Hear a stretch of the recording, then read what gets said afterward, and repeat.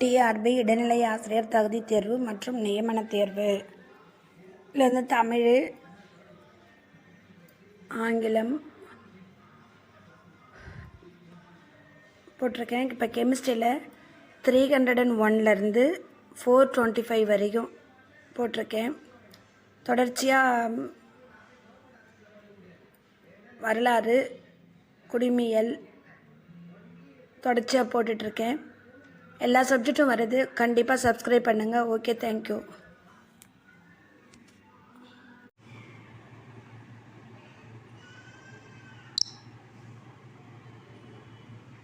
இரண்டாம் கர்நாடக போருக்கான முக்கிய காரணம் கர்நாடகம் மற்றும் ஹைதராபாத் ஆகிய பகுதிகளில் ஏற்பட்ட வாரிசு உரிமை பிரச்சினை. இந்தியாவில் பிரிட்டிஷ் சாம்ராஜ்யத்தை விரிவுபடுத்துவதற்கான வாரிசு இழப்பு கொள்கையை கொண்டு வந்தவர் டல்ஹௌசி பிரபு.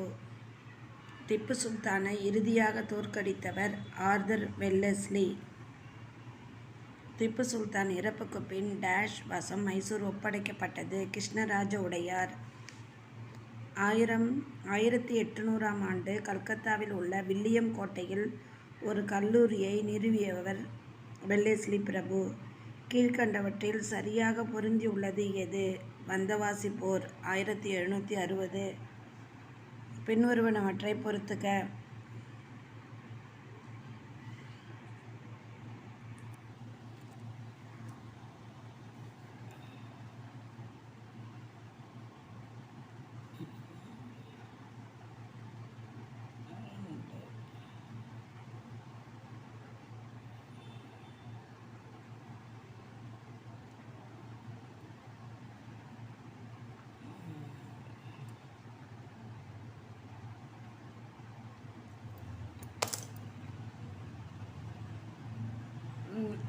லா சப்பேல் முதல் கர்நாடக போர். சால்பை உடன்படிக்கை முதல் மராத்திய போர். பாரிசு உடன்படிக்கை மூன்றாம் ஆங்கிலேய மைசூர் போர். ஸ்ரீரங்கப்பட்டின உடன்படிக்கை மூன்றாம் ஆங்கிலேய மைசூர் போர்.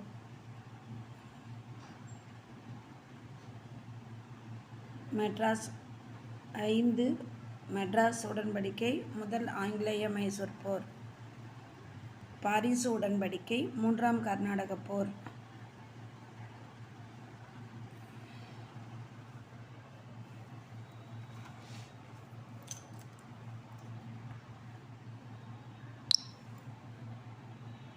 கிராம சமூகம் வாழ்க்கை முறையும். ஜாகிர்தாரி, மல்குராஜி, பின்வேதாரி போன்ற பல்வேறு பெயர்களால் அழைக்கப்படும் நிலவரி முறை எது? இவற்றில் எதுவும் இல்லை. எந்த கவர்னர் ஜெனரலின் காலத்தில் வங்காளத்தில் நிரந்தர நிலவரி திட்டம் செய்து கொள்ளப்பட்டது? காரன் வல்லாஸ்லி பிரபு. மகள்வாரி முறையில் மகள் என்றால் என்ன? கிராமம். மகள்வாரி முறையில் மகள் என்றால் கிராமம். மகள்வாரி முறை எந்த பகுதியில் செய்து கொள்ளப்பட்டது? பஞ்சாப். கீழ்காணும் சுவர்களுள் மகள்வாரி முறையை அறிமுகப்படுத்தியவர் யார்? வில்லியம் பெண்டிங் பிரபு. ஆங்கிலேயரால் ராயத்துவாரி முறை அறிமுகப்படுத்தப்படாத பகுதி எது? வங்காளம். இண்டிகோ அவுரி கிளர்ச்சி யாரால் தலையேற்ற நடத்தப்பட்டது? திகம்பர் பிஸ்வாஸ் மற்றும் விஷ்ணு பிஸ்வாஸ். பர்தோலி சத்தியாகிரகம் யார் தலைமையில் நடத்தப்பட்டது? சர்தார் வல்லபாய் பட்டேல்.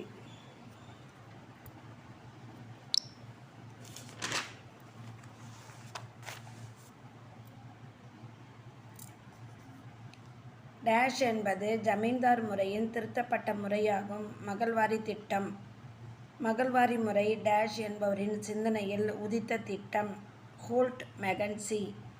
இண்டிகோ அவுரி கிளர்ச்சி டேஷ் ஆல் நடைபெற்றது?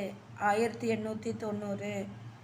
மாப்ளா கலகம் டேஷில் நடைபெற்றது? 1920. சம்பரான் விவசாய திட்டம் சட்டம் நிறைவேற்றப்பட்ட ஆண்டு? 1918. பின்வருவனவற்றை பொறுத்துக. நிரந்தர நிலவரி திட்டம் வங்காளம்.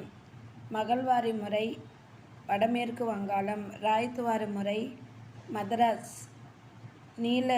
நீல்தர்பன் இண்டிகோ விவசாயிகளின் துயரம். சந்தால் கழகம் முதல் விவசாயிகளின் கிளர்ச்சி.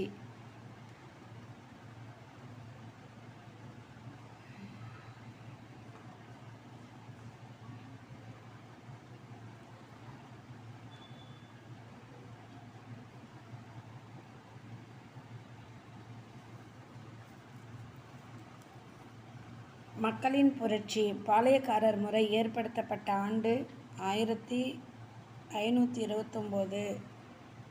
பின்வரும் தமிழ்நாட்டு பாளையக்காரர் ஆங்கில ஆட்சியை எதிர்நில முன்னோடியாவார். புலித்தேவன்.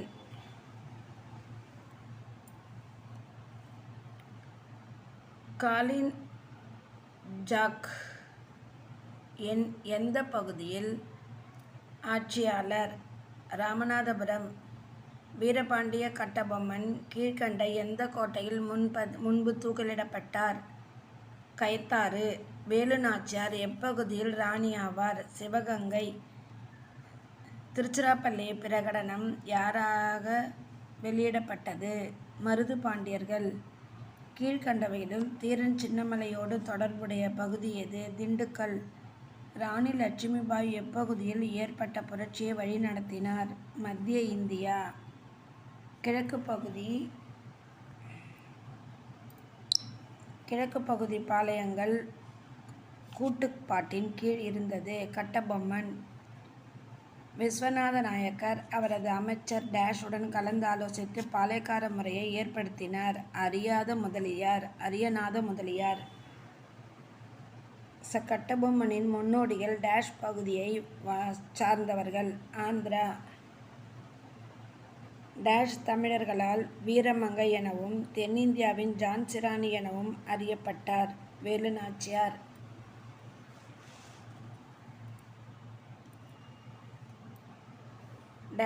சிவகங்கையின் சிங்கம் என்று அழைக்கப்பட்டது சின்னமருது. சிவகங்கையின் சிங்கம்.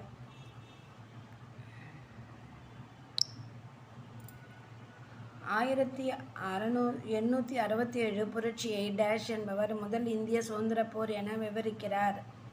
பி.டி. சவார்கர். கீழ்காணும் வாக்கியத்தை ஆராய்ந்து சரியான கூற்றை தேர்ந்தெடு. 4ஆம் மைசூர் போருக்கு பின் திப்புவின் குடும்பத்தினர் வேலூர் கோட்டையில் சிறை வைக்கப்பட்டனர். ஆங்கிலேயருக்கு எதிரான வேலூர் சங்க கலகத்தின் வெற்றி இந்திய வரலாற்றின் ஒரு முக்கிய நிகழ்வாகும். 2 மற்றும் 4 சரி. பின்வருவனவற்றை பொறுத்துக. டெல்லி 2ஆம் பகதூர் ஷா. கான்பூர் நானா சாஹிப்.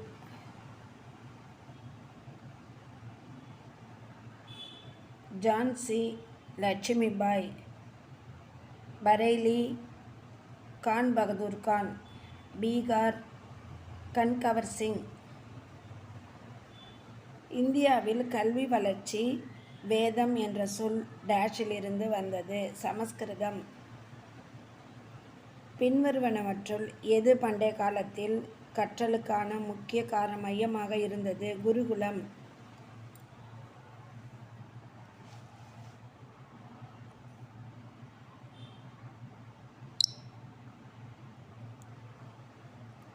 இந்தியாவின் மிக பழமையான நாலந்தா பல்கலைக்கழகம் அமைந்துள்ள இடம் பீகார். தட்சசீலத்தை யுனெஸ்கோ அமைப்பு உலக பாரம்பரிய நலமாக எப்போது அறிவித்தது?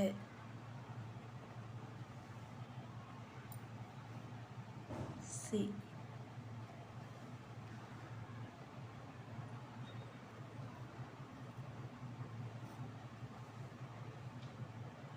1980. இந்தியாவில் நவீன கல்வி முறையானது தொடங்கிய முதல் ஐரோப்பிய நாடு எது? போர்ச்சுகல்.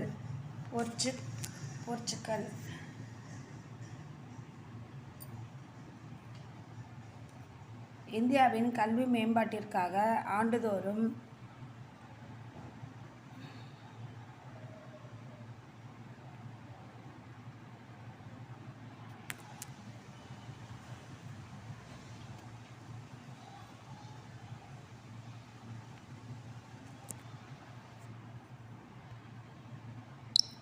இந்தியாவின் கல்வி மேம்பாட்டிற்காக ஆண்டுதோறும் மானியமாக 1,00,000 ஏற்பாட்டினை செய்த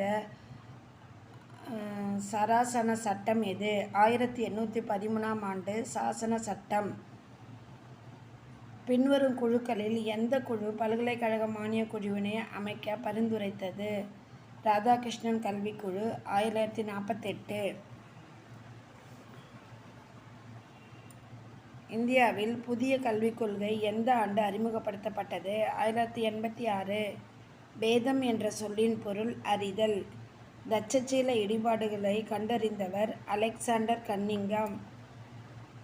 டில்லியில் மதராஸை நிறுவிய முதல் ஆட்சியாளர் டேஷ் ஆவார்? இல்துட்மிஷ்.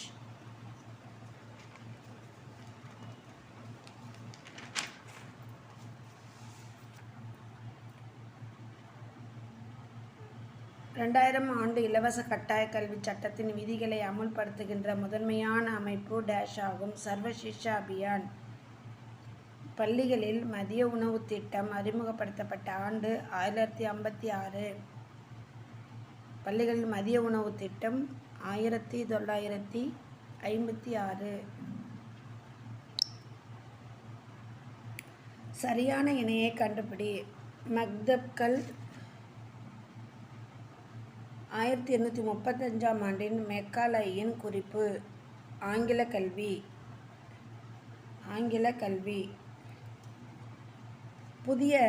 புதிய கல்விக் கொள்கை திருத்தப்பட்ட ஆண்டு 1992. புதிய கல்விக் கொள்கை திருத்தப்பட்ட ஆண்டு 1992.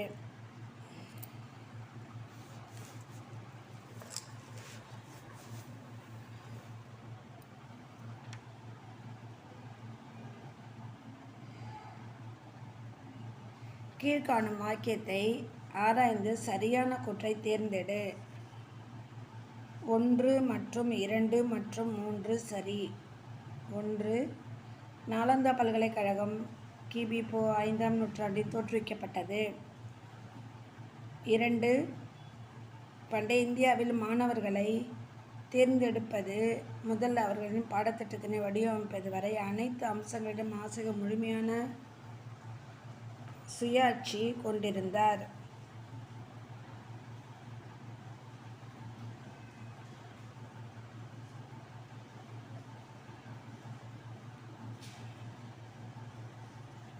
பண்டைய காலத்தில் ஆசிரியர்கள் கணக்காயர் என்று அழைக்கப்பட்டனர். பின்வருவனவற்றை பொறுத்துக. இட்சிங், சீன அறிஞர். பிரான்சிஸ் சேவியர், கொச்சி பல்கலைக்கழகம். உட்ஸ் கல்வி அறிக்கை, இந்திய கல்வியின் மகாசாசனம். 2ஆம் Serfoji, Saraswati Mahal. Sir Thomas Munro, மதராஸின் மேற்கிந்திய கல்வி.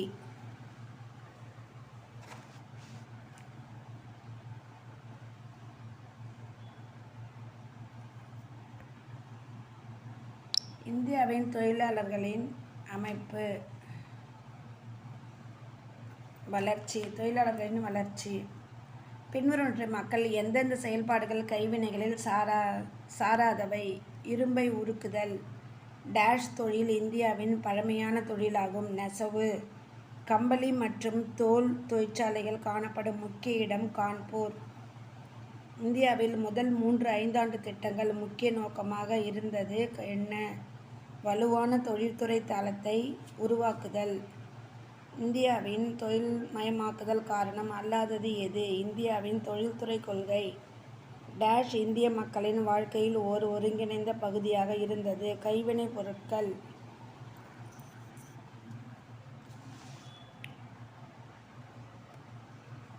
அசாம் தேயிலை நிறுவனம் தோற்றுவிக்கப்பட்ட ஆண்டு 1930.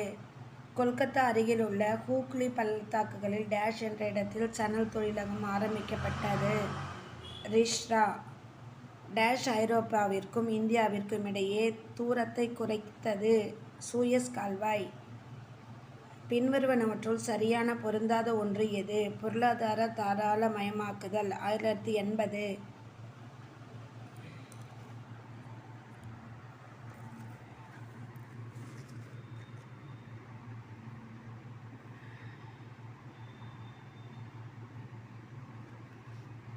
பின்வருவனவற்றில் சரியான கூற்றை தேர்ந்தெடு. 1 மற்றும் 4 சரி. எட்வர்ட் ஸ்பேட்ஸ் கருத்துப்படி பருத்தி உற்பத்தியின் பிறப்பிடம் இங்கிலாந்து. சூயஸ் கால்வாய் கட்டப்பட்டதால் இந்தியாவில் பிரிட்டிஷாரின் பொருட்கள் மலிவாக கிடைக்க வழிவகை உருவானது. பொருத்தமான கூற்றை தேர்ந்தெடு. கூற்று காரணம் சரி.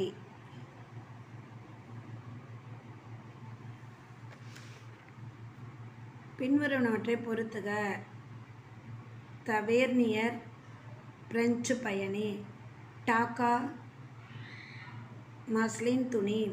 தாதா தௌராஜி செல்வ சுரண்டல் கோட்பாடு.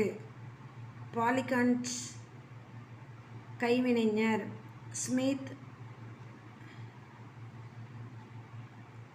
பாலிகன்ஸ் காகித ஆலை.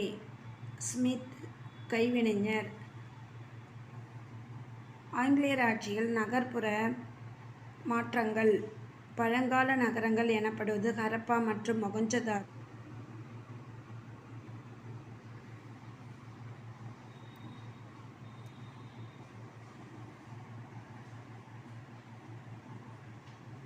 சூயஸ் கால்வாய் சிறப்பு. நீராவி போக்கு அறிமுகம். ரயில்வே கட்டுமானம். மேற்கண்ட அனைத்தும். ஆங்கிலேயர்கள் இந்தியாவுக்கு வருகை தந்தது வர்த்தகத்திற்காக. புனித ஜார்ஜ் கோட்டை ஆங்கிலேயர்களால் கட்டப்பட்ட இடம் மதராஸ்.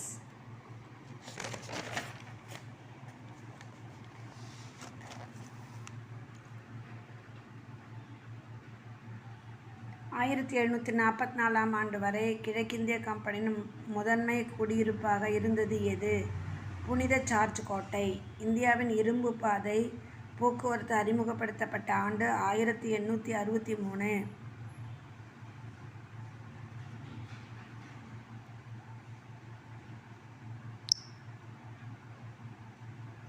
1853. இந்தியாவின் உள்ளாட்சி அமைப்பின் தந்தை என்று அழைக்கப்படுபவர் ரிப்பன் பிரபு. 1919 ஆண்டு இந்திய அரசு சட்டம் மாகாணங்களில் டேஷ் அறிமுகப்படுத்தியது. இரட்டை ஆட்சி. நகராட்சி உருவாவதற்கு பொறுப்பாக இருந்தவர் சர் ஜோசியஸ் சைல்டு. டேஷில் பிரான்சிஸ் டே மற்றும் ஆண்ட்ரூ கோகன் ஆகியோர் மதராசப்பட்டினத்தில் ஒரு தொழிற்சாலை மற்றும் வர்த்தக நிறுவனத்தை நிறுவுவதற்கு அனுமதி பெற்றார். 1839. பொருத்தமான கூற்றை தேர்ந்தெடு. கூற்றும் சரி. காரணமும் கூற்றை விளக்குகிறது. கூற்று சரி. காரணம் கூற்றை விளக்குகிறது. பின்வரும் அறிக்கை எந்த அறிக்கை அறிக்கையின் உண்மையற்றவை?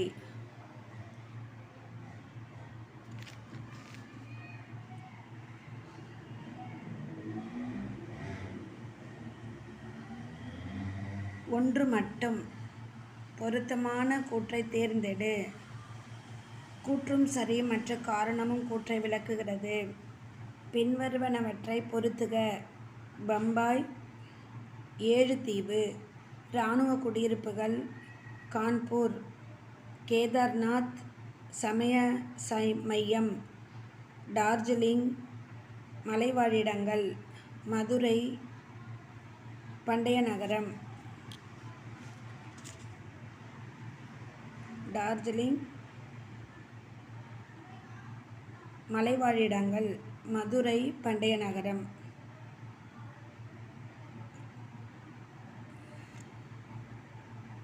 காலங்கள் தோறும் இந்திய பெண்களின் நிலை.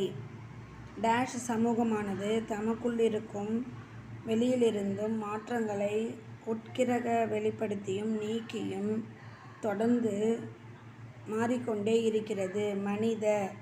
இந்தியாவின் முதல் பெண் மருத்துவர் முத்துலட்சுமி அம்மையார்.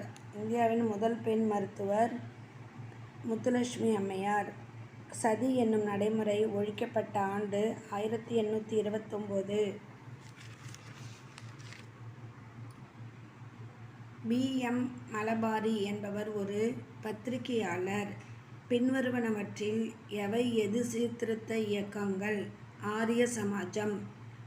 பெதுன்பள்ளி டேஷில் JED பெதுன் என்பவரால் நிறுவப்பட்டது. 1849 1882ஆம் ஆண்டில் சிறுமிகளுக்கான ஆரம்ப பள்ளிகளை தொடங்க எந்த ஆணையம் பரிந்துரைத்தது? ஹண்டர்.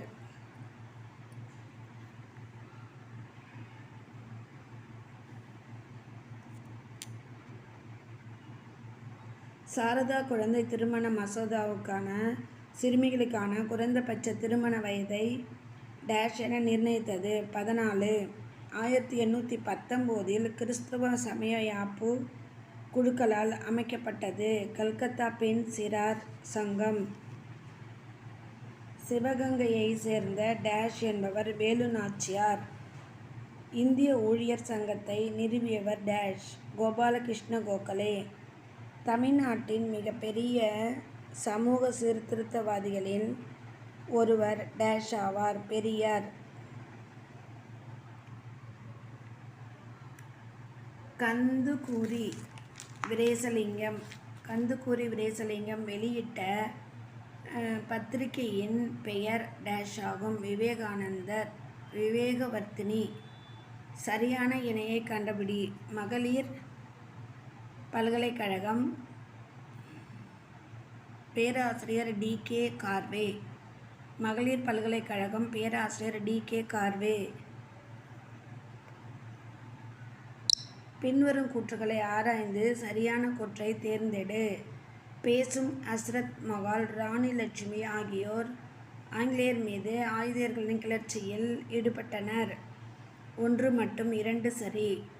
தமிழ்நாட்டின் சிவகங்கையை சேர்ந்த வேலு நாச்சியார் பிரிட்டிஷ்காரர்களுக்கு எதிராக வீரமாக போராடினார். பொருத்தமான கூற்றை தேர்ந்தெடு. கூற்று சரியானது. காரணம் கூற்றை விளக்குகிறது. பின்வருவனவற்றை பொருத்துக. பிரம்ம ஞான சபை, அன்னி பெசன்ட், சாரதா சதன், பண்டித ராமாபாய். உட்ஸ் கல்வி அறிக்கை 1854. நிக்கோலோ கோண்டி, இத்தாலிய பயணி. வரதட்சணை சமூக தீமை.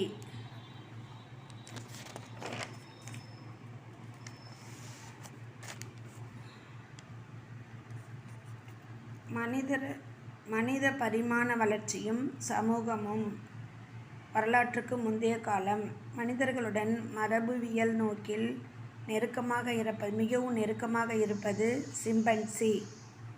வேளாண்மை மற்றும் விலங்குகளை பழக்கப்படுத்துதல் தொடங்கிய காலகட்டம் புதிய கற்காலம்.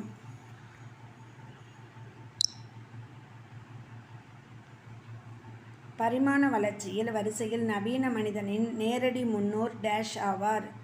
ஹோமோசேபியன்ஸ்.